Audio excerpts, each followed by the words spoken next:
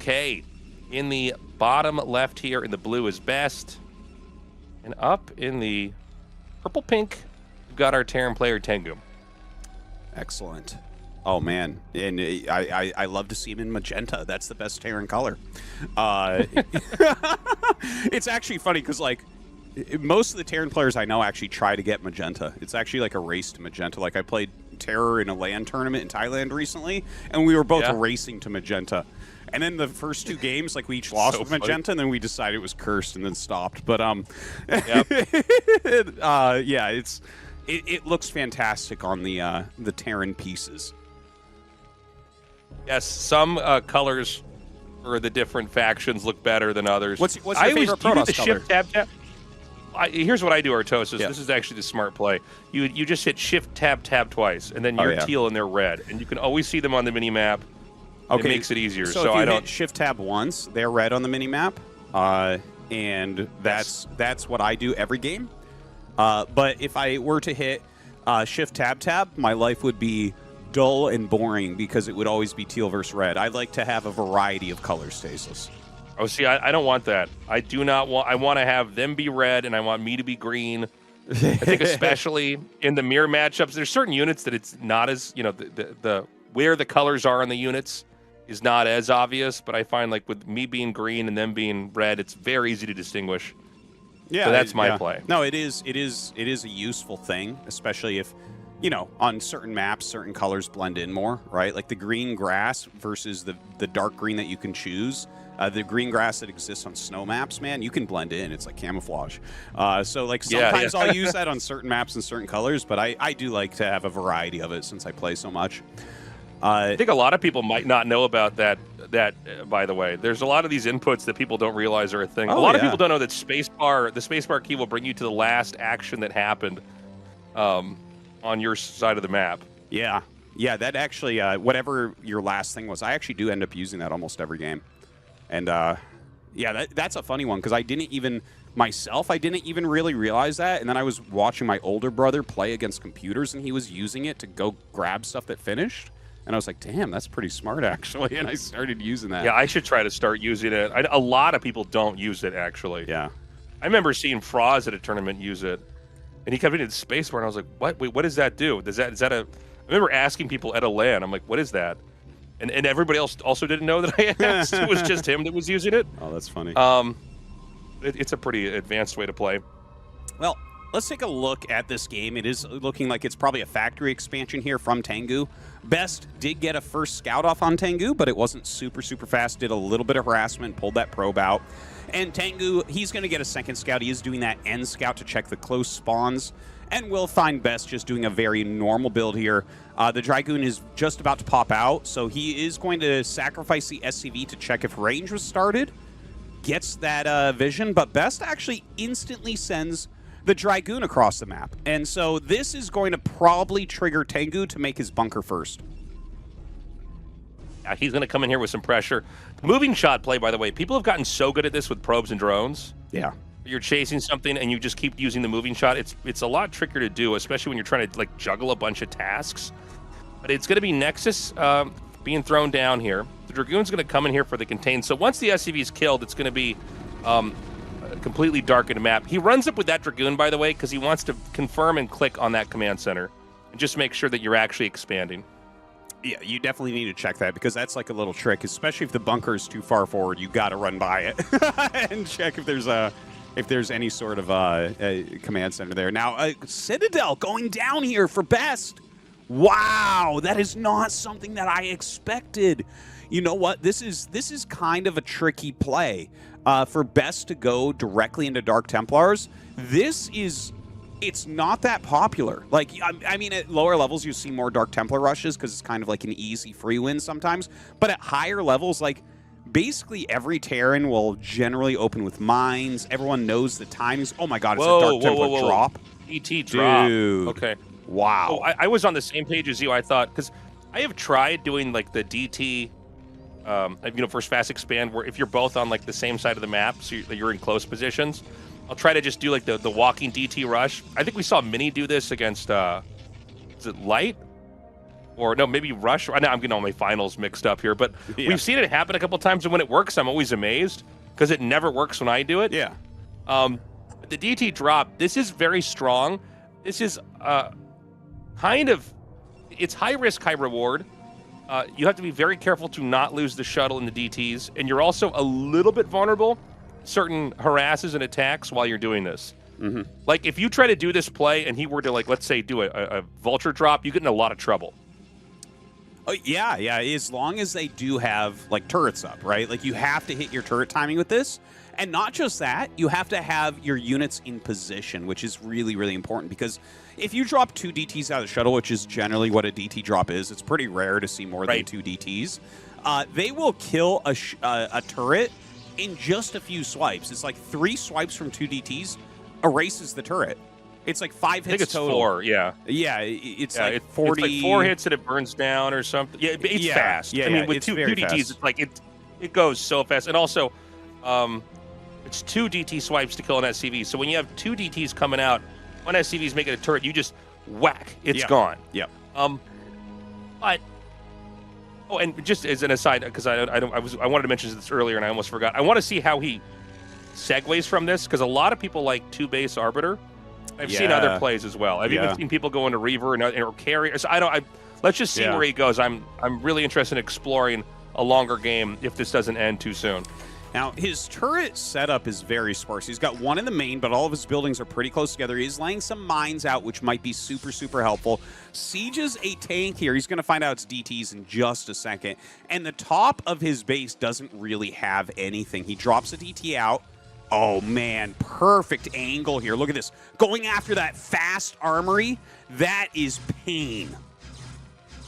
That is pain. This is how Arctos That is cats pain, DT drops. Tasteless. Dude, he got so his armory at like 4 minutes and 20 seconds, and he's not even going to finish +1. Oh, tasteless. No. Oh, it's so painful. The DTs are going to go to the top left. I think the turret still sees him, right? Nope. Not the one in the top left it corner. It does not see it. Sees the first one, and that's it. It's got to just move to the corner. Move to the corner.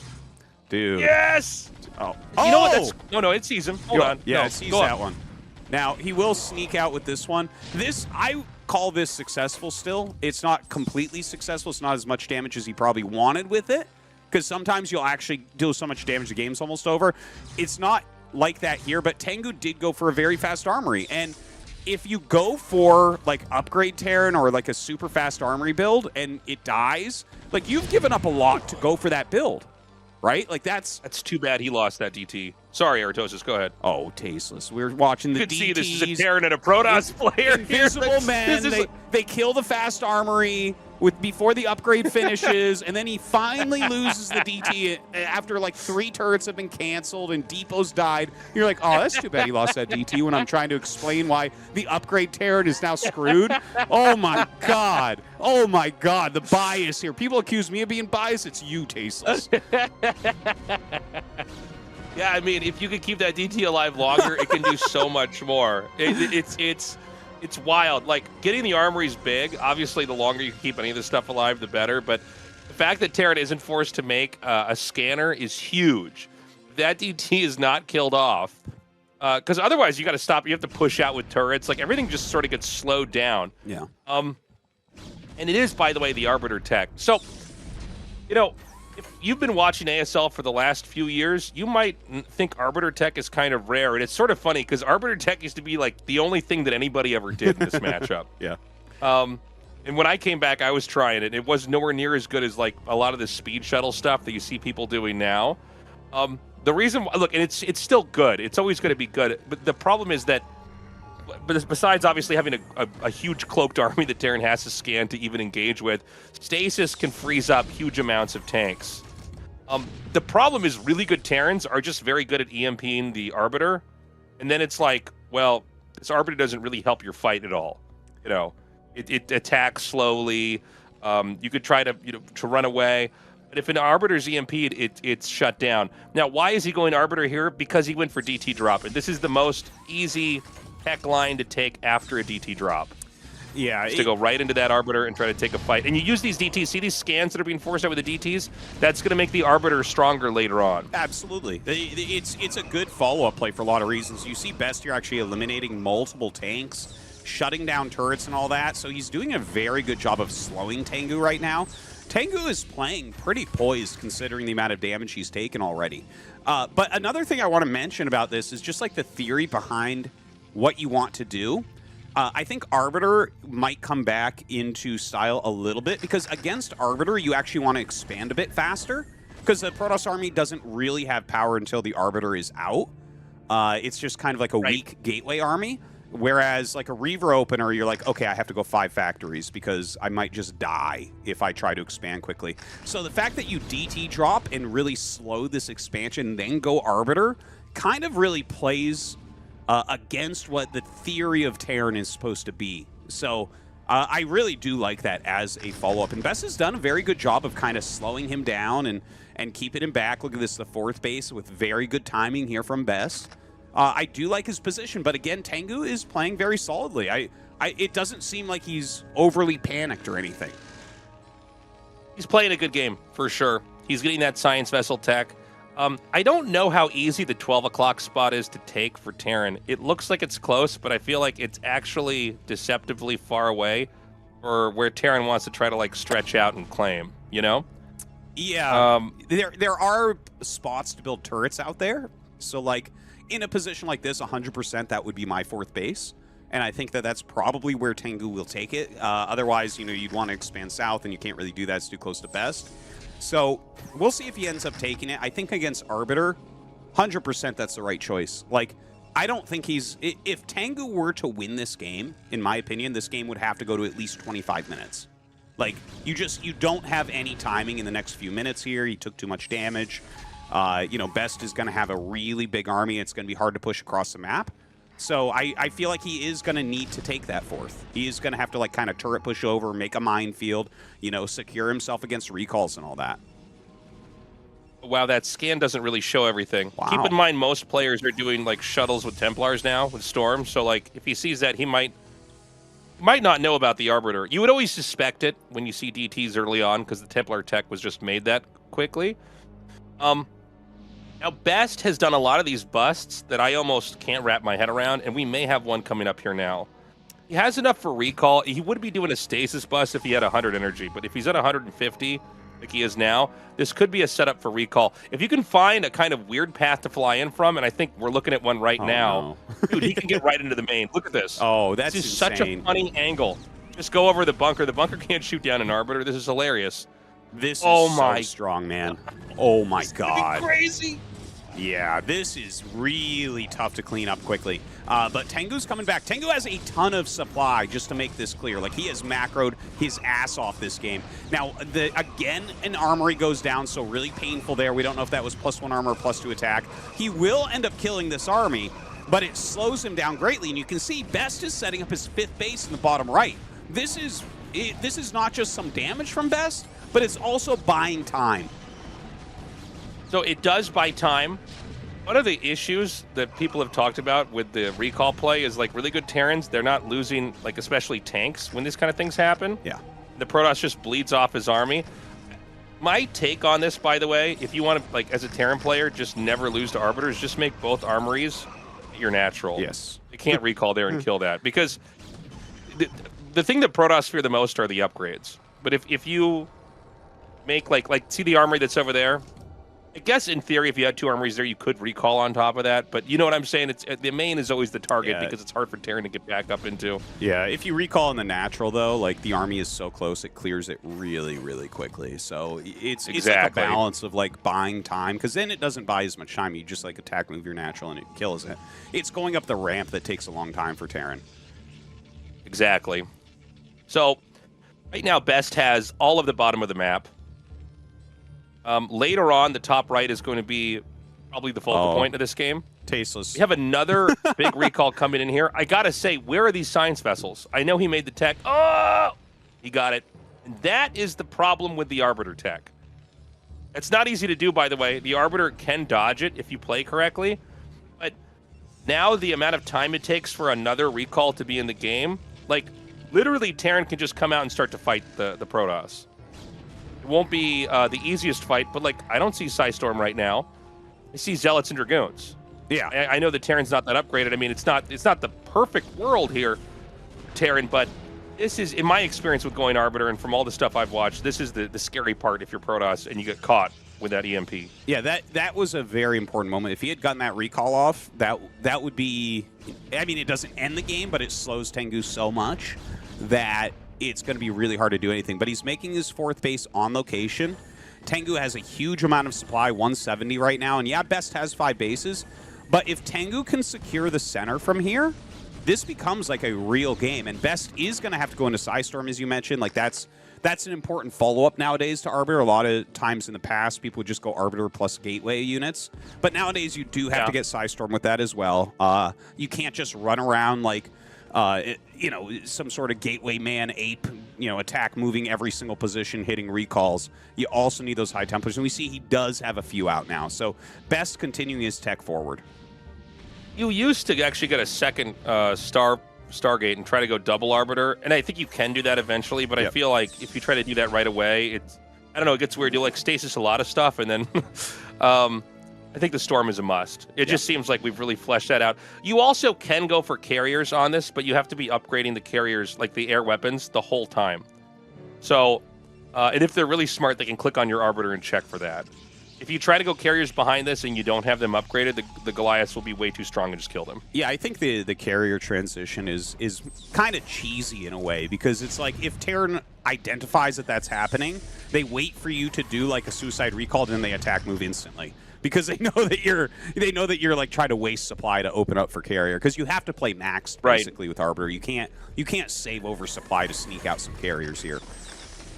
Yeah, we saw a funny interaction back there. This happens a lot, where the Vessel and the Arbiter both see each other, and so they both just cast their spells on each other, because the Vessel Frozen can't detect, and if it doesn't do any... Okay, hold on a sec. We got a big attack coming in here now.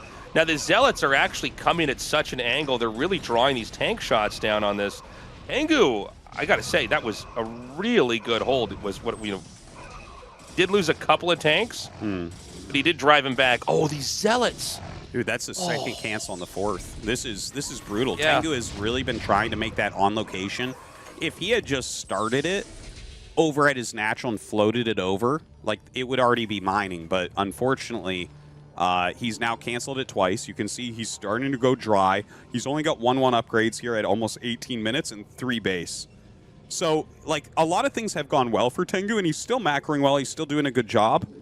But getting the 4th denied, like, realistically against Arbiter, you kind of want this 4th at 16 minutes, and he was making it back then. And now we're up at 18 minutes, and he has to restart it, which means it's going to be 1930 before he has any SCVs there, right? So we're getting really late into the game before he has that economy boost. This is a great game. It's also funny because it looks like a certain time period from Brood War. This is a very, like, the highest level 2010 StarCraft 1 game. Something like that, yeah. Like, yeah, okay, he's going to come in here now. Now, the shuttle has the Templars. He's going to drop these out, and he's going to blanket this area with storms. There are so many coming down. He needs 1 or 2 more to actually wipe the tanks. He gets most of that off. And Best, by the way, we know he's actually okay because his supply is so high. He's at 165. So there are so many units spilling out of these gateways. But Terran still might have a little bit of play here on the map. Now, going big picture, it's going to be really hard to imagine a world where the Terran can push the bottom right base, the way this is going.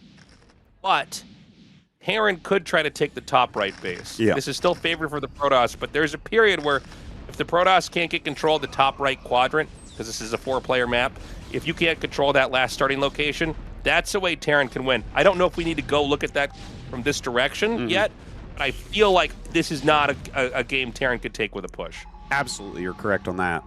What he needs to do is max out and then expand to top right quickly. We'll see if he's able to get there. He is still hitting some good EMPs. He has some good defense matrices. He's trying to spread out. It's just that his supply is a bit too low. The 4th base was very, very late, so it's hard for him to continue this production. His minerals are staying low. His gas is staying low. It's just Best has traded very well this game. That's it. He got him. He broke that position. 12 o'clock cannot be seized. And so, I mean, that's that. I got to say, it was a good game. It was an impressive showing. Tengu actually able to hang, able to macro, able to fight against Best, but Best really brought it from the DT drop all the way.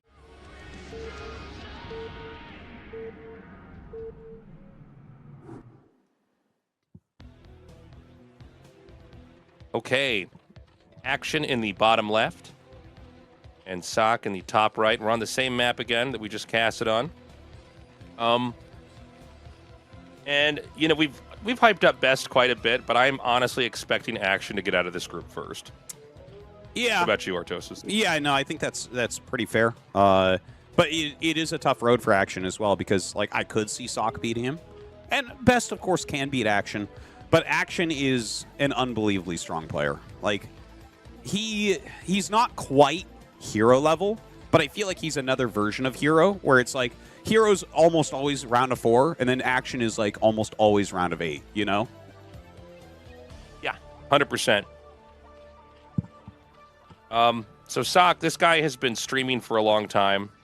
I think pretty much all the guys on ASL stream. Is there somebody who doesn't stream that's in ASL regularly, Artosis? No, I don't believe so. The thing is, I believe, yeah, no one makes their living as a pro gamer. Like even if you look at Flash won so much money, but it's just not that much. The prize pool isn't that much, and twice a year, like it's good money, obviously. Like it's amazing to win tens of thousands of dollars, but you can't support yourself off of prize money like that. It's more off of streaming and the things that they do daily, right? There's like daily pro leagues with prize money, and there's just being a streamer. You know, you get ad income and YouTube income and all these different things. So I believe every top-end StarCraft guy streams at this point. Yeah, oh, a sign for Naoki to Gypsy. Nice. All right. What was I going to say? Yeah, I feel like it's been a good change to have everybody able to stream and kind of become content creators too. It gives the pro gamers a lot more freedom. But like as an example, like does Tengu stream? I don't know if I've seen him on or some of these small does Killer have a stream? I'm actually not sure. I believe that they all do. I don't personally watch a lot of those, and honestly, I don't watch as much streaming as I used to just because of Seawall. But yeah, I think everyone does. It's like you can't make a living otherwise. You need to build the viewership.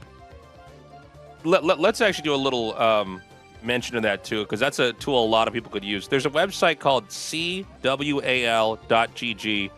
and it harvests all the replays from the ladder.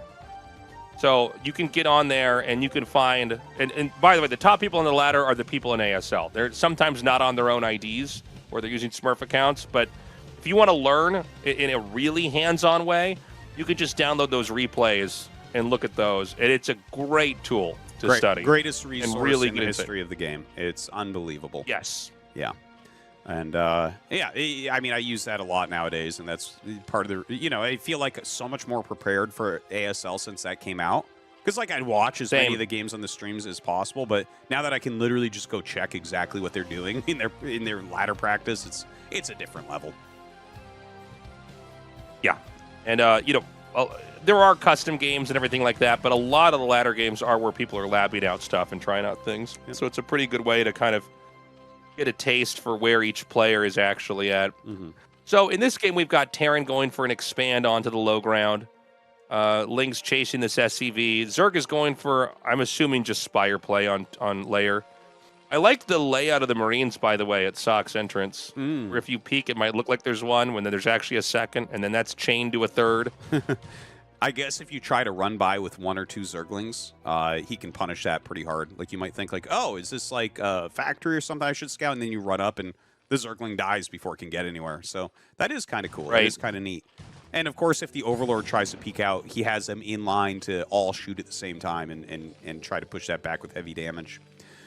Speaking of which, if you take a look at what Sock is doing, this is a very standard play. This is just a 2 Barracks Academy rush. And, you know, normally what you're doing with this is, once upon a time, it was to kill the fast third base of your opponent. But nowadays, Zergs don't do that because the 2X Academy is strong against it. Instead, they go third hatchery in the main base, like you can see from action. But still, you can sometimes force 1 or 2 sunken colonies with this build. And that's That's basically what it does. It tries to get rid of a couple of the drones, and also the timing at which you move out. Generally, that will deny the production of a couple Mutalisks for additional seconds, which gives you extra time to get your turrets, your anti-Mutalisk defense up. So pretty standard, pretty safe build here. We've got the eBay tucked away in the back. I'll be getting +1 attack. Although, who was it we saw get armor? Was that Rush that did that in that one game? That was like yes, that was a really odd moment. I still think about that game all the time. I'm imagining we're just going to have +1 attack coming out here. The Lings are going to try to run by. I don't think he can stop this from getting into the main. So this is actually. Oh, hold on a second. That is excellent, Micro. That was really superb. Yeah, that was really impressive. But the Ling gets in regardless. Now, and I mean, you don't find much here. You just see, okay, this is a normal game. Yeah, and this is the 100% standard move that you do against this 2-Rax Academy. Because basically when they move out, they're moving out with everything they have. So if you run by with 4 Lings or more, then it just kind of slows them. So notice how Action didn't have to make a Sunken. That's because he sacrificed the 4 Lings. He bought enough time that Sock knows he can't get across the map before the Mutalisks are out. And if you're out there while the Mutalisks are out, you're going to lose all of your bio. So this was very, very well done by Action. He didn't have to make any Sunkens. And he threw down at a beautiful location a very fast evolution chamber.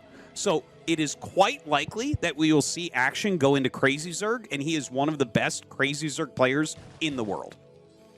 Right. Every time you say Crazy Zerg or Toast, it's such a poorly play style that doesn't tell anybody anything. It's whoever did is awful at naming things. But what Artos is just trying to say to anybody who doesn't speak his secret language of Terran is that this is a play style where you go right into Hive.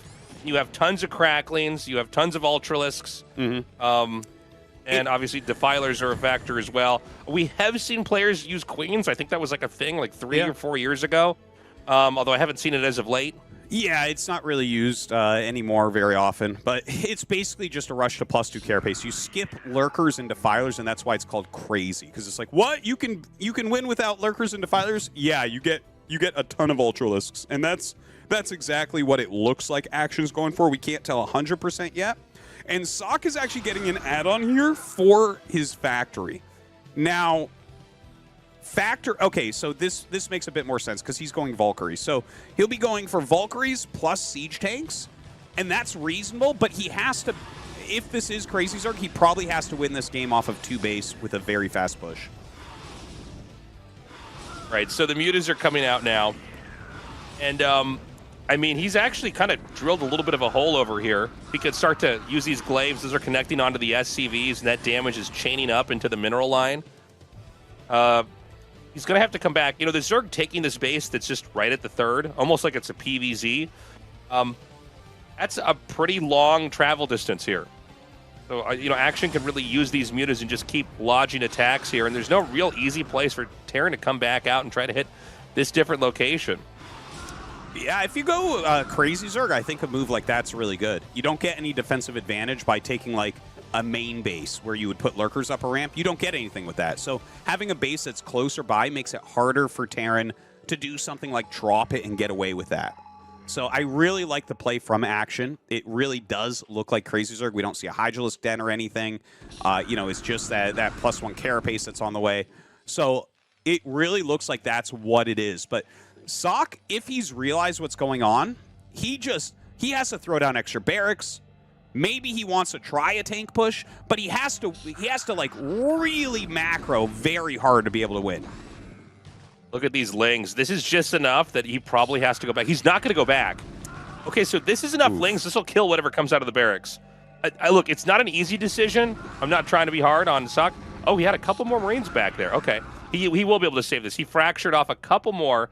But anyways, this push is inbound. 2 sunks are up. Now, when you see this type of play style, one of the issues that comes with it is that you don't have Lurkers. You don't have Lurkers en masse, right? Are there Lurkers back at the base? I don't think I saw any. Absolutely none. There's none, right? Because you skipped this tech entirely. Yes. That's the whole idea of the play style. Okay. When we were talking about this, I realized I didn't actually look and check myself. Like, he didn't actually get that tech, right? The Valkyries are going to go down. Big victory for mutas everywhere when they actually beat the Valkyries this time around. Looks like it will be saved. A lot of bruised mutas are going to get away. And here it is. The Ultralisk Cavern's coming up. And this is a really tricky situation because so much of TVZ you think of as kind of this finesse matchup of like dodging the Dark Swarms or plowing into the Lurkers while they're unburrowed before they can burrow again. But this style of play, really, it's like the Zerg has the muscle. Yeah. If they can get the surround and they can get the angles on you, they just crush you, and suddenly you're the flimsy army. I tell you, Action's doing a great job at reducing the Valkyrie count. He's killed off like 4 of them at this point, which those are an important part of this army because you want to push the Mutalisks back. That'll give you more of an opportunity to maybe kill your opponent before the Ultras upgrades are ready. And look at this. Oh, tasteless. I love what I'm seeing here from Sock. And like I was saying before, he is one of the guys that has really worked a lot on things like mech against Zerg, on things like the 1-1-1 or Valkyrie rushes, anything like that. That's Sock's wheelhouse. So the fact that he is doing a switch into mech here is very, very exciting. The one thing that I am This is going to be a long one. Yeah, it might be. The one thing I'm nervous about is how does he secure 2 more bases? Because in theory, that's kind of what you want with mech is like 4 base against Zerg. Whereas if you're transitioning on 2 bases, it's like, okay, so you're going to be pumping out like mass vulture tank, but how do you get more bases? Because you'll be cost efficient, but Zerg can start to take the map pretty quickly. You know, it's funny when we first came back to casting StarCraft 1. This was a little bit before Remastered came out, even. And I remember seeing, I think it was actually Flash, do this playstyle where he was going bio, and then he'd stop everything and make factories. And I'm like, oh, man, there's a lot we're going to have to learn now that we're back. Like, this was just, there's a lot of weird stuff players were doing where I think you and I envisioned us coming back and just immediately talking about the same games, and it was totally different. But this was one that really intrigued me because it's such a dramatic way to play where you've teched, even upgraded into bio, and now you're going to ditch it all and then completely switch tech. But it does seem to be a good way to deal with the Zerg that's going for this kind of massing style. Is now because they can't attack into you. They can attack you from the middle of the map, which we might see here depending on the positioning. But if you stay back and mech up and just plant mines everywhere and go into vultures and siege tanks, it could be very tough for the Zerg to really get any value out of what they teched into. Yeah. Spider mines and siege tanks and all that, obviously very good against Ultralisks and Zerglings, but what I was talking about before where it's like, okay, but you don't have the extra bases. Generally what it is you force the Zerg to trade into you poorly. If you have 4 bases, that means that you're going to max out really quick with a ton of mech and it's going to be really scary. And oftentimes that can do, that puts like a almost passive pressure on the Zerg. Here, what he's doing, it's like, okay, well, I mean, you're upgrading this mech. Okay, 3rd command center finished. But like 3 base mech is not unbeatable for Zerg, right? Action is going to start taking more bases. He's going to macro heavily. He might go into drops. He might go into queens. We don't know exactly what he wants to do here. But, you know, I don't feel like there's that passive pressure of like you're afraid of a death ball that's just going to kill you. You know, it's just not going to be that fast from Sock. I think you make an excellent point. I mean, the money's not there. The idea is cool, but yeah, you can't just go switch full on into mech off 2 bases. You don't have the kind of money. So it feels like he put the cart before the horse here. I guess it was a game where he was controlled pretty well. This is a good victory here for Sock. He's going to take this base out. If he can keep Zerg in that quadrant, maybe he'll be fine. But he has to make sure he gets not only that base that we just saw, but at least 1 more base, probably at 12 o'clock. And look at this. He literally sent 1 Ultra through the mines, and he's just right-click. He's not even on attack move there. Just running through everything, and this is the scary part. It's like, are you going to trade efficiently here, Sock? And I don't know that he is. Ultra's already getting on top of these siege tanks. Oh my god, 2 very red Ultras. They are going to end up taking out these tanks. The Vultures are going to come in here from behind. Now, when these Ultras get in, they probably can't get back out. I mean, the infantry is going to come in here. Not that Terran's not going to receive a lot of damage. More Ultras are going to come up. Now, Ultras, they're very good against Marines. Vultures are okay against... Oh, never mind. Yeah. Okay. I was going to say, like, this shouldn't... There's not anything that can actually beat the Ultras other than the mines. You can kite Ultras with Vultures, but... I don't know. Kind of a weird game. Action definitely playing better. Yeah. Definitely handling every situation well. Sock with a kind of intriguing tech switch, but he doesn't have the bank to pull it off. Yeah. So here we are. Yeah, that isn't really considered an option. Like,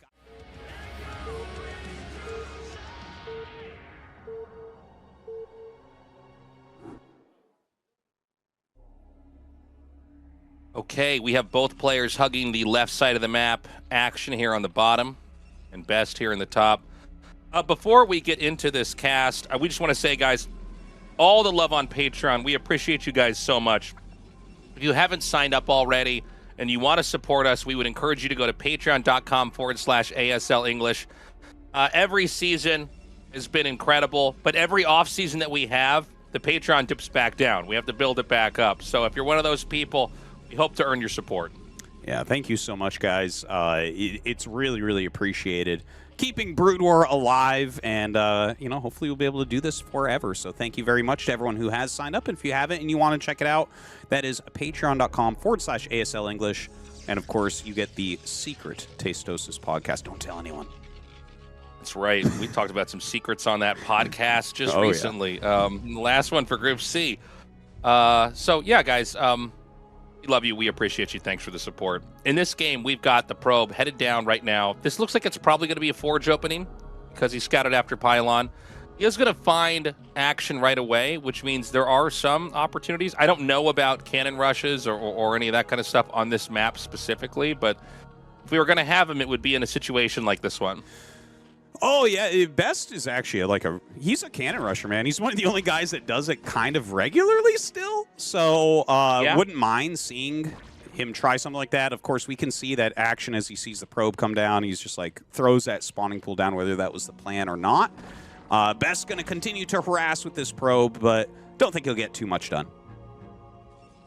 And I think Best is going to go for Nexus on 12. So the probe gets to the ramp. Now, there's no high ground on this map other than the tops of the ramps before they go right back down. That's right. It's a funny-looking map. But that prompted action to make a pool, and then it seems like the math is going to work out perfectly for Best, where he can both expand and get his forge up and probably get a cannon up just in the nick of time. These types of timings are so important for Protoss. I feel like the beginning of the game, how mapped out PvZ has to be, it's probably the most important out of every single matchup, is having everything down to the second to make sure that you are optimized to get that Nexus as quickly as possible. He misplaces Forge. It's in the middle. It looks normally like the Forge is down and the gateway's up. Yeah, and he might have made that so fast. That's not... I mean, it might be fine anyways, but you got to be careful about stuff like that. That's this hideous. This doesn't look right. Yeah, this is... Okay, that's... Feng shui of the base is ruined. You remember C's barracks with the 2 depots below it, where I'm like, whoa, that's wild. Like, what is he doing? Did he figure something out? It turns out that he just misplaced everything, and all the pros made fun of him for it. And we are seeing Best do literally exactly the same. Yeah. So if you put the Forge down one square or whatever, one hex, whatever you want to call it, the gateway fits above it. That's the way the map is designed. So, I mean, it might be fine, but it also could mean that the Zerg could do a massling all-in and maybe win. The reason why there are professional map makers is they know all the things each of the matchups kind of have to have while still keeping it a little bit spicy and interesting. All maps are designed so that you can do Pylon on the bottom, Forge in the middle, Gateway on the top, Wallens. This is watching so something right now, and I'm like, Tasteless. oh, this is so bad, This is the worst. I can't even... Dude, all right, well, that's not how ASL was great, but the bloopers were even better. So yeah. this is hilarious. So, I mean, for all the interesting things that happened early on, we're in a pretty embarrassing game right now. The Lings just run right in. I mean, you can see why Protoss have to wall in this position. Yeah, that's it. The building placement is incredibly bad. Like, I can't believe he misplaced that. He threw down a second cannon realizing that he was kind of screwed as far as that wall goes. I don't know, man. Like, the gateway is so far out. I feel like if I was Action, I could not resist doing 3-hatch Hydra here, you know? Oh, yeah. Well, here's what's funny, too, is let's not forget how the game started, right? He went Nexus first. He got a really good pairing where he could check exactly what they're doing and just squeeze out a Nexus right away. And then because of that, the forge timing is literally, like you were saying, Artosis, it's down to the second, right, in order to get away with it. So he probably was too afraid to cancel the forge and just remake it because of the money he would lose and the time, the build time that's lost. So, I mean, funny situation here. Yeah, it's pretty bad, though. And, you know, one thing that I guess is kind of lucky for him in a way is Action is going for a layer. So he is playing a more standard approach. He's not going for like a Hydra bust, which would obviously get that gateway in a matter of seconds because you just can't cover that with cannons at all. You know, the Stargate's on the way. There's still a couple Lings in his base, which is highly annoying. He has taken some damage from these Lings as well. And now a Hydraless Den at the natural as he kills the probe in the main base, right? He's not going to know exactly what's going on, but he has to prepare for the possibility of Mutalisks. That's 100% correct. He's got to be ready. And this is why, by the way, like, see how there's no probes mining gas? This is what's so painful. Like, the build has already been ruined. Protoss. 2 Lings can basically stop you from mining efficiently for minutes. Literally minutes. Like, you just got to kill on those workers. It's so hard. And remember, Action can do this and not miss a beat. Yes. Okay? So these Hydras are going to come out now. He is, I mean, you were talking about this earlier, Tosis, but like, why would you not do this? You didn't respect the proper wall in. Yeah. So now the gateway's sticking far out. It can't be covered. Pylon still needs to be covered as well. I like the Zealot that ran in there and got the kills on the workers. That's a good play. For sure. But that's obviously very temporary in this game. This is kind of an embarrassing one for Best. You know, he is doing 3-hatch Hydra. It's like a little bit delayed, but you know, it's a scary thing to have to deal with regardless. This one Zealot does buy a little bit of time. You see that gateway is just going to be picked off so easily. It's so far out in the front. I hope that Best can recover and give us a good, strong game here. He is making a good amount of cannons, so, like, you know, maybe he just holds on. But I think Action, very likely, will just drone up from here, add his hatcheries, and play a macro game. I think you're probably right. You know, I'm so bummed out. This is the game we're getting for these two, honestly. Like, I had such higher hopes. I was really curious how Best was going to play, but it does show you the ripple effect of one mistake in an RTS and how now everything else is affected from that. And this game is exactly that. I mean, the Zealot's here again. He is getting kills on these drones. That's pretty big. So, I mean, it's not like Action's going... Yeah, I keep thinking there's no more Zealots left, and then there's another one materializing down here at 6 o'clock. It's like he has StarCraft 2 warp-in feature. I don't know how these Zealots are getting down there without being seen, but... But the same thing, I'm like, I didn't see that run out, but I guess I was looking at other stuff on the map, but okay. He does a good job with it. He does mess up Action a little bit, and he held off the Hydra Rush. He's actually got a pretty healthy amount of gates. You know, he's got 4 gates now. He's still got his Forge. You know, his Forge is kind of surrounded by cannons, so that's not going to get picked off. So I guess that's one positive, you know, trying to look at the bright side of his terrible building placement. I don't know. Do you think that this is a position, just looking at it, let's say you didn't know the opening other than some Lings got in and did some damage, does he have some shots to kind of bring this into a winnable position?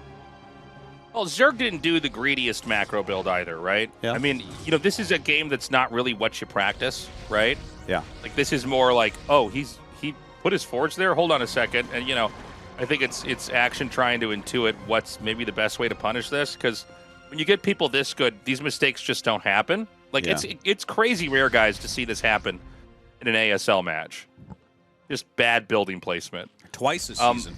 So, yeah, twice a season. So, you know, honestly, it's like, maybe he has a chance to push out. We're seeing all the building blocks get put in place from Action so that he should be okay. He got a Dark Archon. Look at that. Isn't that interesting?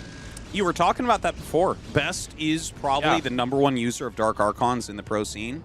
I think they're amazing. Like, watching it from the Terran perspective, Maelstrom, like, if they don't know that you have a Dark Archon, it ruins mutas. Now, if they do know, there's actually been this really funny meta that we've seen develop a little bit in between the ASL seasons, where if you have a Dark Archon your opponent knows, they can still go mutas, and when they fly in, it's like, okay, you kill those mutas, but the Dark Archon has been such a catch-all for mutas. You're kind of like counting on killing them. Sometimes there will be a second group of mutas.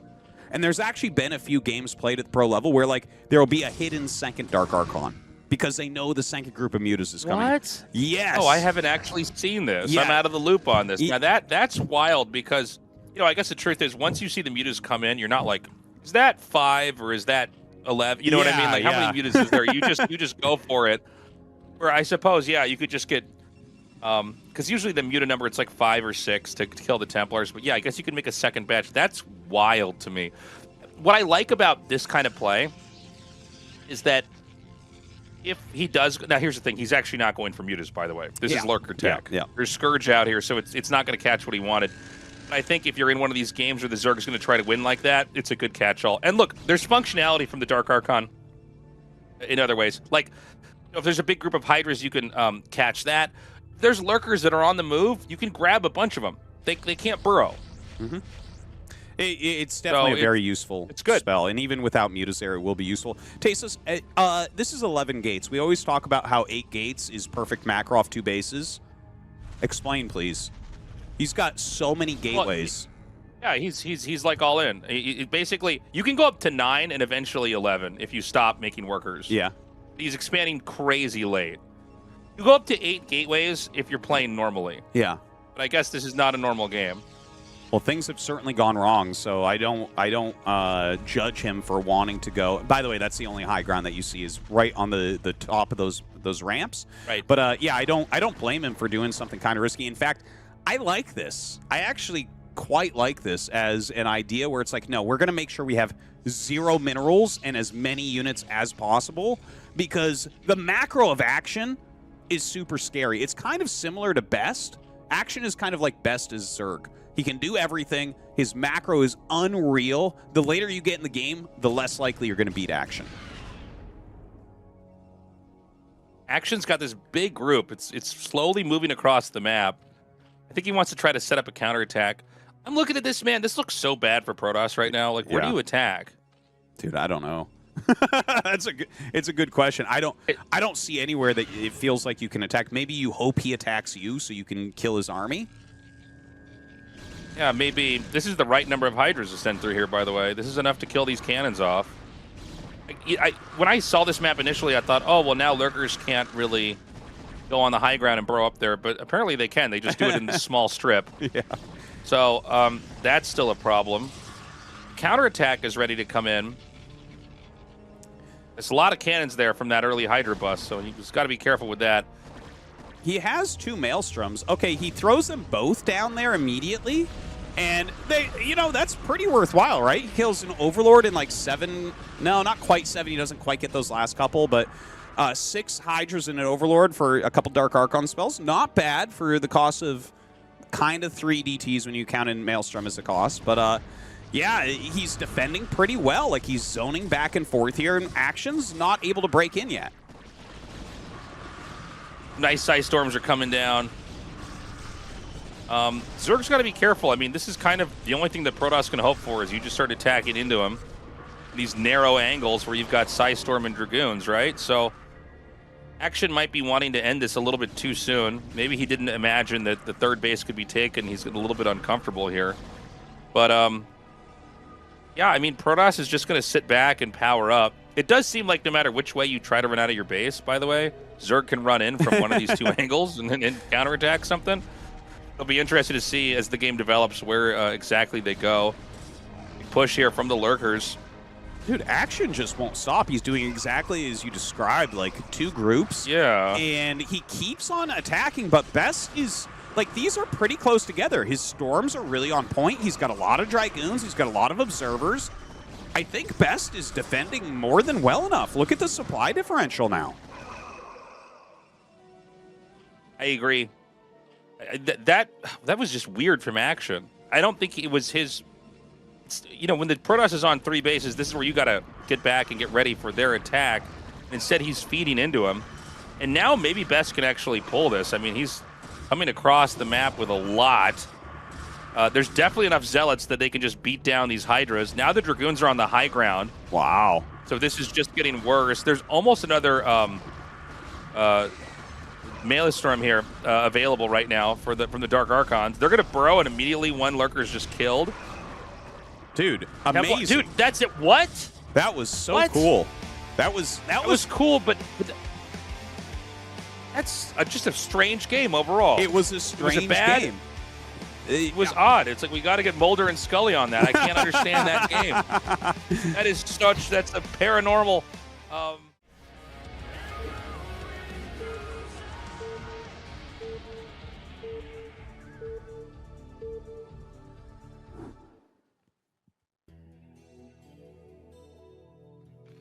All right. Tengu here at the top. Talk in the bottom. I have not had much time to think about TVT specifically on this map, but obviously it is a map that is taller than it is wide. TVT oftentimes, if it goes on long enough, is about cutting the map in half and controlling certain regions. It seems like a map where it could be cut off pretty quickly just due to the lack of width. And then it seems like there's just a lot of resources in the center right to fight over. Yeah, and a lot of those can be sieged from high ground. I don't know, because I think I've played like I haven't vetoed this map at all, Tasteless, and I've played hundreds of games in the new season, and I've played I think one Terran versus Terran here, and it was just like a proxy ARAX game, so it wasn't even there was nothing to learn from it. So I don't really know. I haven't thought about it TVT too much either, but that center path can be cut off by literally 2 units in this matchup. And then, so then it's kind of like, okay, well, controlling the left side would be very strong. So can you get a containment up on your opponent's left side to get 9 o'clock? Because with a big macroed army, that is definitely something strong. But if you give up control of the right side with those weird islands that can be sieged, they're way harder to take and to keep. But the main base goes way up into the middle of the map. So drop play can be really strong because of that. I'm not sure what to think. It feels like there's several options on how you want to play this map. Yeah, I mean, I guess we'll just let him figure it out. The more I look at it, the more my head starts to hurt. There's so much going on here. This was, I think this is a welcome addition here into the map pool. I think it's nice to have a 2-spawn map. Yeah. Where you're both on one side again. I think, was the last time we had a map? Was Butter like this? Or was Butter? Yeah, Butter was on the right side, right? Yeah. This is way better than Butter, this map so far. And it takes a while to really learn the map and really figure out what it's all about, which seems crazy because the game's been out for so long. You'd think we'd have this figured out. But, I feel like the evolution of 2-player maps has been very good so far. And I actually do think that this is so far better than any of the other ones that we've had lately. Eclipse was good for a bit, and then we figured out, oh, this is actually, there's some fundamental things that screw this map up a little bit. And, Butter was okay for a bit, but, the games there, I think, were not quite the level you want. There was something about having that map control and having all those high grounds that would give the map control player, a big advantage. But Blitz Y is, really, really interesting. There's so many different pieces of terrain that can be played with. I don't know. I'm digging it so far. It's good. Thank God we still have these great maps coming out. I don't get with other esports that don't have maps, how do they do it? Oh, well, I'm not going to say names, but it's Tasteless, let me push the glasses up on this. Actually, Tasteless, the dragon has different amounts of hit points each season. It's sick, dude. It's those games are fun too, but man, I mean, changing a map, it's so funny. I always go back and think about when I was first starting to play, and when I realized that I had a map that I liked and nobody wanted to play on it, and how uncomfortable that made me. Yeah. Because I think I picked Astral Balance. It was just something in the Brood War folder. It was it started with A. It was the first map in the lineup. And I just would make it, and nobody would make it. I realized I had to learn Lost Temple. Mm-hmm. And so then I did learn that, and then I started to meet good players, and they're just playing on whatever the 6 maps in the competitive map ladder are. Yeah. And I'm like, oh, I got to learn these again. I'm like, oh man, this is just a lot to take on. But once you get past those growing pains, you really get to really learn so much about the game and how things work. And I mean, can you imagine a world where we just stayed on Lost Temple forever and Terran were just siege tank dropping the high ground of every natural? That's what the whole game looked like. Oh, man. Awful. Maps are a great way to just, let us explore the game further. Okay, so looking at this game now, both of them are going 2 factory no add-on for now, and Tengu actually attacked a little bit too quickly there. He attacked 2 vultures into 3, and this is like, there's some funny rock, paper, scissors that happens at the beginning of Terran versus Terrans, and this is one of them. It's like, when do you make your add-on? If you can make 1 more vulture than your opponent in an attack, that's incredibly strong. But if you attack and they kept making vultures and didn't make the add-on, you get far behind. And look at this, like, Sock right now, this is a pretty reasonable advantage, but still no add-on for Tengu, so he pops out 2 more, pushes it back, and suddenly we're even again. We've got the triple factory down here for Sock. We don't have our 3rd factory yet for Tengu. We'll see if it comes. He did get an armory. But with triple factory, he can get a lot of vultures out here. In fact, he's getting a 4th. Well, he was getting a 4th when he canceled it the moment I started talking about it. So he might add 1 tank into this and then try to come out with the vultures in the tank. Is that correct? So what it is Sock thought it was going to be a vulture war. And, like, it's very meta what he did, where it's like 4 vultures then add-on. But he was going, like, 3 fact because he was 100% committing to vulture, and then he thought, okay, I've seen enough vultures on your side. I think you're going vulture. And then from there, you go into 4 factory oftentimes because you just want more vultures. But when he got up there and saw, like, oh, this is 2 factory vulture into Goliath, which is counterplay to mass vulture because Goliath beat vultures, then, yeah, you need to cancel that factory, get your SCV production back up, and get into siege tanks. So you make just enough vultures to maintain map control against, like, a kind of, like, middle-of-the-road strategy like what Tengu's doing, and then you go into tanks, and if you can get your tanks into a powerful position, like a containment position, that's where the 2-factory vulture into Goliath really struggles. How important is +1 attack in this? Not at all. Is it important? Not at all. It's just Not not a thing. There's no 2 base. Okay, interesting. No. Yeah, +1 doesn't matter at all. It's all about how quickly you get +2. So +1 is generally lined up to just get +2 at the right time. Well, I guess let me rephrase the question then. Does anybody want to try to rush and do an upgrade at this phase of the game, or are we not there yet? Because that's really what I was trying to get at. Yeah, so the standard is you start your 3rd command center and then you start +1. And that'll line up into getting your science facility at the right time after your factories. So that's like almost every single TVT will be exactly that. There's no use in starting like +1 at this time. You want your 3rd command center first. Got it. The 3rd CC is coming down now for Sock. Tengu either needs to match that or needs to move out and do something. I feel like with this big platform here, there's no reason to attack into them. They're on that side of the platform. How are you ever going to get in there? Yeah. You're not. It's a funny map because of that. You can actually hold it with almost nothing because it's so thin, and like especially in TVT. Because like this, I'm sure you played some Protoss vs. Terrans here.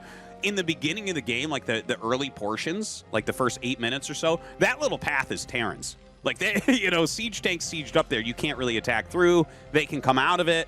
And the same would be in TVT, but even more so. Like the mech units would have such a hard time. So, it's kind of like that's a complete no man's land as soon as siege is done.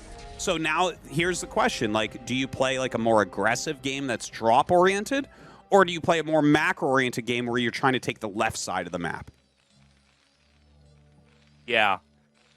Yeah, I guess this is starting to already build up in one of these games where it's hard to imagine one side ever getting over to the other and starting to hit. I guess when we get drop ships, that could be where it changes. But it also seems like this little sector of bases in the middle on the right would organically have defenses there anyways for drop. So maybe I'm wrong. Maybe drops are also kind of hard to get incorporated here. Yeah, I'm not sure how that's going to end up working out. It looks like right now they're both kind of focusing on the left side, which makes sense because normally you can't really start heavy dropship production until you're thinking about your 4th base. Like right around there, you might do it. We see that Sock gets his starport reasonably quickly here. That might just be towards like you always want to get like a dropship, maybe a Wraith, maybe a science vessel, right? Like just light flying units in the early game are very, very helpful in Terran vs. Terran. But I don't think he'll go like 3 base heavy dropship as of yet. I think you gotta think about expanding a bit more first. Tengu's playing pretty behind economically. Like, his third base is, I think it's just now finished. I don't think there's SCVs over there yet. At least I don't see any out. He's not getting the gas from it. I guess it's actually not done. We just saw a little bit of it over there. He does have some map control, but he doesn't have the kind of map control that really dictates where this game's going to be for now. Sokka's already taken his fourth. Tengu does control this base at the center left, but that is not as important as all the bases on the center right, if I'm understanding this game correctly. Yeah, it's hard to say exactly how those will match up, but you're definitely right about the slower third, but that's normal with the Goliath opener. It's like the Vulture player should get their third up a little bit faster. So I'm not worried about Tengu as of yet because, you know, you have such a defender's advantage, and he went for higher quality units a little bit earlier on. You can see he's really thinking about those drops. Wow, he has a siege tank and 2 Goliaths set up in his main. He's setting up mines at that third base location. And a lot of scans going up. The one thing I like for Tengu right now, his mines and tanks in the center are a little bit further forward, which might allow him to get 9 o'clock, which has a gas. Good point. It's all about the gas, too. I mean, minerals matter in that they make more command centers, Yeah. turrets and everything else like that. But, you know, because Terran, I think you're more likely to get all the bases starting to be mined, like every base on the map. You know, sometimes these mineral bases get taken because what else are you going to do? But, yeah, getting those extra gases is important. We've got a lot more coming down now towards the middle. We don't have anybody capturing the left or the right. Obviously, Tengu controls the left, and I don't think anybody really controls the right. It seems like Sokka has buildings floating there. There's a push up here. He's got to be careful. These mines are just out of range here, these tanks. But there's not enough tanks here for Tengu. In fact, I see just one left over, and that's going to be obliterated any second here. He still has a reasonable minefield, and he does bring up some reinforcements. If his reinforcements had come a little bit quicker, he may have been able to hold the majority of the center. But as is, just looking at this, not the case. He has a Vulture over there still, but it looks like we just have like almost an exact split map right now. Yeah, it's becoming your TVT position here where both sides are starting to carve out their positions. We want to watch really closely and see if there's any kind of weakness on one side or the other, or any kind of imbalance that can be taken advantage of. You saw some dropships that were being made there earlier. Now, like I said before this game started, the map is taller than it is wide. So it's extremely easy to cut the map in half. Or like one side has a little bit more than a half. When things really get cut in half, like there's no way to fly through there other than like with drop ships, you'd have to do what we're seeing Sok do here, which is try to bludgeon his way through. Sometimes battle cruisers become the play. Yeah, this map, I think, would be a battlecruiser map late game. Like, if we get kind of a stalemate through the center, if they both get to ample supply, it's basically once your Vultures are used up, on a map of this size and shape, I would say, like, if you have about 160 supply, that's heavily siege tank, which is what happens when your Vultures are all gone, you're not really making them, everything is going to be unbreakable. And it's like, okay, maybe you get a little bit more usage out of drop play, but eventually we will get to the point where everything is cost inefficient, and that's where battlecruisers come in. We do see Sok getting this center-left position. No command center there yet, but it will be there soon. He's continuing to advance. So, like, we were talking about battlecruisers, but the more I see him advance here, and the more I'm seeing these small, measly clusters of tanks get wiped out, the less I'm starting to think this is a battlecruiser game. I know we just sold that idea, but the more I'm looking at this, I'm like, wait a minute. I don't think blue is being stopped. He has +2 ahead of Tengu as well. So definitely a few issues happening here. Tengu's +2 is probably almost done, but Sok has just been running through him. We just haven't seen Tengu reinforcing his siege tank lines enough. You need to, at this point, be on 3 to 4 add-on siege tanks, and they need to be in the right positions, because if not, Sok or any pro will do this to you, where they just start running you over. And in a position this far forward, like, Sok is not even thinking about battlecruisers. He's thinking about breaking every single base, and he's going to do it. Yeah, I mean, at this point in time, it's almost becoming comical. He's actually pushed all the way up into the third base. I think if we didn't see these little bits of Tengu's units drop off piece by piece by piece, we wouldn't have seen Sock slice through here. And what Artosis was saying a second ago couldn't have been more true. I mean, the +2 attack upgrade finishing earlier, within the time that Sock was able to cut through maybe 3 or 4 screenshot lengths like this through the map, I mean, that's just too much. The supply now is 116 to 167. Yeah. So, I mean, yeah, I think we're just going to see Tengu fall apart. Again, another one of our young blood, new players is going to fall out. One of our veterans. Your first season in ASL is supposed to be 0-2. That's right. It's just, that's how it works, man. All these guys we're never going to have forever. an ASL Royal Roader, guys. It's not happening. We're like, we didn't know who this guy was. He was just pretty good on the ladder. No, no game takes as long to be a pro as StarCraft 1, and that is 100% of a fact. There is literally no game where you can get to pro level slower than this. Tengu's been around for years and years and years and years, and in his first try here after winning ACS, he's in a tough spot. Now, this is a good move. This is a good idea, but I feel like he's already too far behind. If he had a siege tank line, and even if he just had his third base still mining, I would give him some sort of shot doing a huge drop play, but it's not the case. And Sock will be able to clean everything up, and it really looks like Tengu's about to go 0-2. Yeah, I mean, he doesn't have any more bases. The drop is going to happen over here. I would imagine these are the last few seconds of this game. He's even going to plant a mine down here. You have another big pickup over here. Some of these tanks even getting drawn into the fire of the tanks that are there. That CC didn't even lift. And these SCVs that are retreating, the ones that aren't killed from the tanks that we saw back there, are going to be killed from the tanks that we saw a second ago over there in siege mode. So, I mean, this is pretty brutal. Here they come now. I would imagine it's just a moment where you kind of process your loss. Like, well, we got this far. Yeah, that was our journey there for this ASL. You know, it's unfortunate. He actually opened really well. I feel like he kept his cool in most parts, but he really broke some fundamental rules of Terran versus Terran. Like, you have to reinforce your siege tank lines. If you don't reinforce, you get broken, and that's what Sock did. Sock played just a very standard, very solid game. And Tengu was unable. I feel like if they had played on ladder, this would be a 40-minute game. You know, I think so. Where we're under the bright lights, and Tengu didn't play terribly, but he definitely didn't reinforce what he needed. Yeah.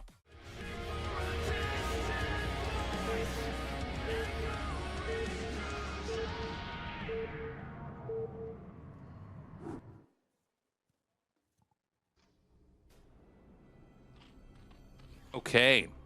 Action here in the bottom right, and Sock up here in the top right. So both sharing the right side of the map here on Retro. That's actually, I find that to be like maybe slightly better for Action, just because that third base of Sock is so close to Action that once Defilers are out, there would be no way to hold that. So Sock's third base will probably have to be 12, which is a little bit further away. So just throwing that out there as an observation if the game gets late. But we don't know what they're going to do yet, and there's so many options on how to open this matchup from both sides. Guys, we're going to do one final plug for the Patreon here. If you want to support us, go to patreon.com/ASL English. We appreciate it. We could not do it without you guys. We love you. You're the best. You guys have saved the ASL after Afreeca TV shut down the English broadcasts, and I tell you, man, I'm having more fun than ever casting this with you, Tasteless, and I hope that you guys will consider checking it out. That's, again, patreon.com/ASL English. Yeah. Forward barracks, by the way. Yeah, forward. Is there going to be barracks. a second one? No. This is a depot, right? Yeah. Okay, no. I just did GSL like a few days ago. I'm like, oh, he's got to make 3 barracks now. It's like, no, you can't do that in StarCraft 1. Yeah, you could make 2, but 2 is like super duper all in. The 1 can kind of play against anything. And this is actually a pull first before he even scouts it. So this is good play from Action. This will shut it down. But this should go into like a more regular game because Sock is walling and, he'll scout down to the south first. He's going to see that Overlord. The Overlord's going to see the barracks. It's like everyone knows what everyone's doing. Or Sock is about to find out at least. And he'll float the barracks back, make the wall, have Marines behind it, and expand. So, the opening overall, I give Action the edge here. The 8 racks, you really do want to get down there and kill some drones, but that's not going to be an option. Yeah, this is one of these builds where once he identifies what's happening, he can flip it right into something else and keep on going. That's one of the best kind of builds to have, honestly, is ones where, like, okay, you have an opportunity to win here, but if not, you've got a great way to play a macro game from here. He's still going to come down right now with this SCV and Marine. So is he going to actually try to still start a bunker? I feel like that wouldn't make any sense. Yeah, the Lings are going to come. He's going to run all the way back. You know, sometimes... Should he have gone this far down? I think he went just slightly too far.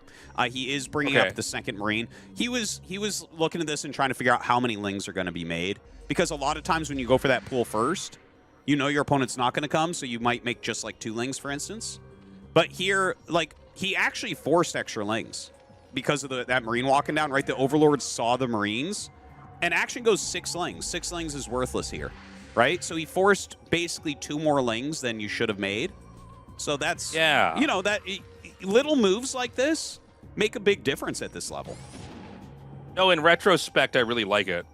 This actually worked out really nicely. Those extra Lings are completely UDs in this game. They could have been drones. So the layer's going to start up here. Do you think it's at all strong to try to do a lurker bust just because of the close proximity? I mean, you're so close on this map. With that direct beeline right up to their base, you don't even have to wrap around. Yeah, there is that possibility. And in fact, action, more than probably any other macro Zerg, does mix in 2-base lurker. And, you know, you get the wall almost every time, no matter what. So there are some other things that can be valuable about it. But if your opponent sniffs out 2-base lurker, like in time, before the game is already ruined, it almost never works at high levels. It's just, it's kind of a weak build. Yeah. It's really extremely cheesy. Like, I think, you know, things like 9-pool speed have more potential. So action is going to go for the Spire. He's not going to take that big risk here with his ASL life on the line. And yeah, it just looks like kind of a standard game coming out of both these sides. We're seeing macro continue to develop up here. That academy is going to be finishing in a little bit here. We're going to get Stim started. With the expansion, the position the way it is from Sock, he's a little bit vulnerable from the Mutus attacks. Luckily, not all of his minerals are over that high ground area, but he can be hit on the gas and the 2 patches that are right over there. So that's definitely a position he wants to watch out for. And the eBay has been started in time. He's got the comsats just in time to be able to double check and make sure it's not like a lurker opening or something like that. He does have potential to move out right now with this Bioforce, but he has no vision of anything. So if you move out and action just happened to make a bunch of Lings or something, you might be in trouble. He scans that natural. He sees a high enough drone count that he's confident there's not many Lings. He'll re-land this wall, and he's just trying to force some sunken colonies here. Ling counterattack, but again, this Wallen is airtight. As long as he gets just a few SCVs to repair this, he should be okay. Perfectly done there by Sock. We've got one sunk on the way. The creep colony for the other one has just now finished, so the sunk is going to start there. The Lings are going to come in here from behind. They're going to confirm the position of these Marines. Again, the travel distance here is very short, but what has happened there is there's been 2 drones forced into sunken colonies, and all the money that costs to get to that point. And this is this little tit-for-tat we see so often in TVZ. It can look like it's uneventful. It can look like one guy's moving out and nothing happens, the other guy goes back, but they're forcing each other to spend money in what was otherwise a game where they can't really engage with each other.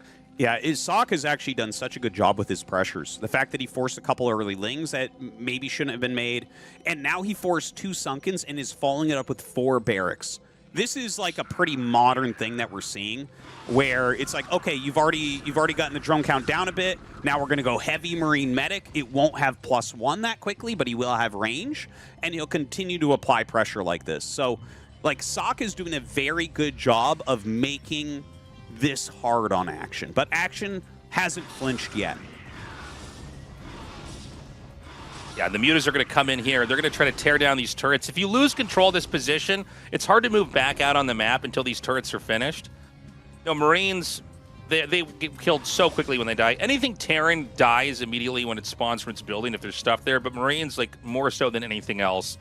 And so the fact that he broke those turrets down, this allows action to be a little bit more comfortable back at home. Now, we don't have a 3rd base up for action yet.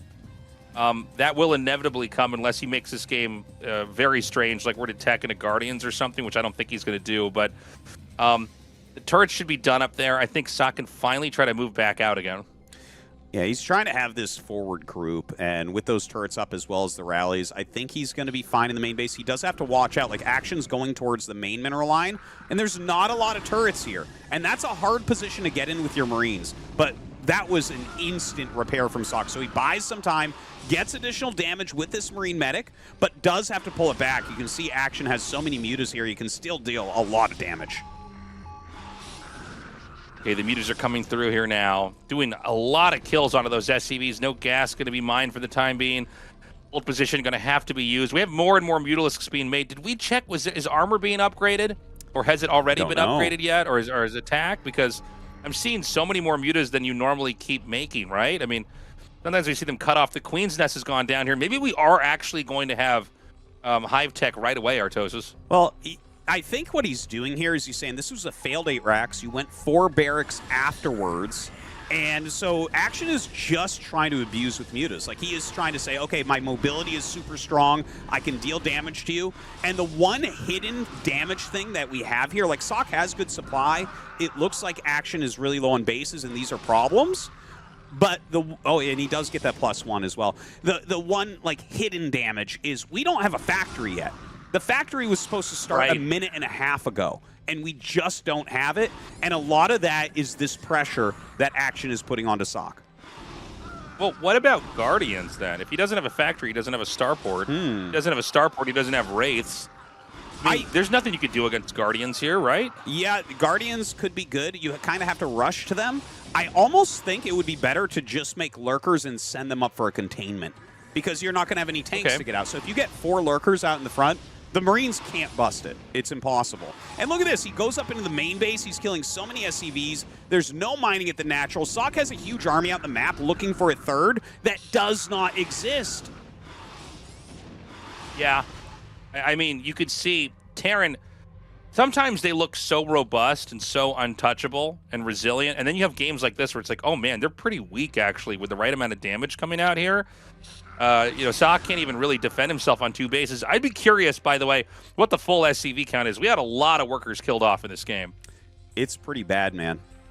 Okay, you got the factory at some point. We see a starport being made, so that's good. And we'll see what he is able to do with that. I think there's still a small chance Sock can recover, but it's tough. I do feel like Action has an advantage, but being on 2 base is a problem. Like, you almost have to, like, kill him with the mutas, you know, because the mutas aren't going to scale. If he gets a couple Valkyries out, this could turn bad. Yeah, I thought he was going to go into those rush into those Guardians a little bit quicker, but you know, the tech eventually gets there. It's not like we're going to have a game where the Terran isn't over time going to tech into the factory, the starport. That's an inevitability. Yeah. Not an if. Man, I mean, look at the SCVs mining, or lack of SCVs mining, really. I mean, we're looking at a really beaten-up Terran player right now. Mutas are going to orbit back around to this side. The Marines are out here. They may just be high up enough in numbers to defend against those mutas, but now here come these Lurkers. And the Defiler tech is on the way. So how do you stop Darkstorm from going up in your natural from here? This looks impossible, because he's going towards 2 Stargate Vessel. And, like, vessels are not going to get enough irradiates to stop this. I feel like you actually need mech units here to have a chance. Oh, God. A great bro there from Action, forcing everything back. And this amount of Lurkers you can't break with Marines. Yeah, I mean, well. Sucks. Watch this, Artosis. Yeah, I'm watching. He can leapfrog him now. There's his GG. You can see him rubbing his eyes like, oh, my God, that game. Well, Action did what we expected. Crazy dismantling of a 2-base Terran. I mean, really impressive stuff. Yeah, he did a fantastic job. I honestly think that Sock was playing very well there also. But Action just kind of outdid him. There wasn't enough defense. Sock really thought there was a 3rd base on the map, and there was not. And sometimes that can be hard.